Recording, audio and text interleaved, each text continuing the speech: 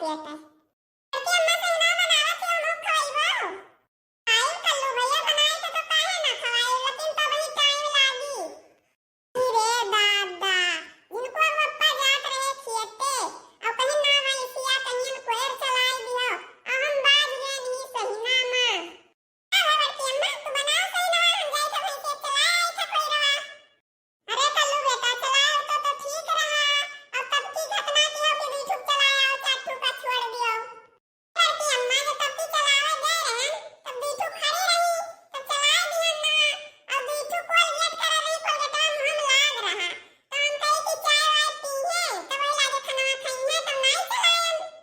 आ भैया रखू तो काली हो ओए कोई पगुरात रही कि बुरस करत रही जी ओ बड़की दीदी आई गई भतार काटूं जैसे कोनो चीज नीक सोचो बनावे का